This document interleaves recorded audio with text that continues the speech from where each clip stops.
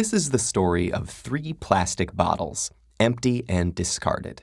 Their journeys are about to diverge, with outcomes that impact nothing less than the fate of the planet. But they weren't always this way. To understand where these bottles end up, we must first explore their origins. The heroes of our story were conceived in this oil refinery. The plastic in their bodies was formed by chemically bonding oil and gas molecules together to make monomers.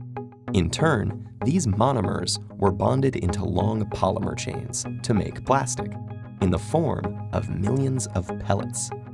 Those were melted at manufacturing plants and reformed in molds to create the resilient material that makes up the triplets' bodies. Machines filled the bottles with sweet, bubbly liquid, and they were then wrapped, shipped, bought, opened, consumed, and unceremoniously discarded. And now here they lie, poised at the edge of the unknown. Bottle 1, like hundreds of millions of tons of his plastic brethren, ends up in a landfill. This huge dump expands each day as more trash comes in and continues to take up space. As plastics sit there being compressed amongst layers of other junk, rainwater flows through the waste and absorbs the water-soluble compounds it contains, and some of those are highly toxic. Together, they create a harmful stew called leachate, which can move into groundwater, soil, and streams, poisoning ecosystems and harming wildlife.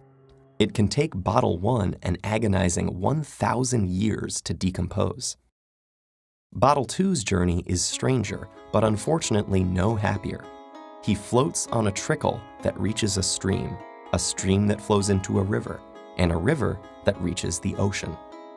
After months lost at sea, he's slowly drawn into a massive vortex where trash accumulates, a place known as the Great Pacific Garbage Patch. Here, the ocean's currents have trapped millions of pieces of plastic debris. This is one of 5 plastic-filled gyres in the world's seas, places where the pollutants turn the water into a cloudy plastic soup. Some animals, like seabirds, get entangled in the mess. They and others mistake the brightly colored plastic bits for food. Plastic makes them feel full when they're not, so they starve to death and pass the toxins from the plastic up the food chain. For example, it's eaten by lanternfish. The lanternfish are eaten by squid. The squid are eaten by tuna. And the tuna are eaten by us. And most plastics don't biodegrade, which means they're destined to break down into smaller and smaller pieces called microplastics, which might rotate in the sea eternally. But Bottle 3 is spared the cruel purgatories of his brothers. A truck brings him to a plant where he and his companions are squeezed flat and compressed into a block.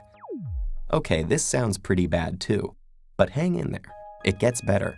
The blocks are shredded into tiny pieces, which are washed and melted so they become the raw materials that can be used again. As if by magic, Bottle 3 is now ready to be reborn as something completely new. For this bit of plastic with such humble origins, suddenly, the sky is the limit.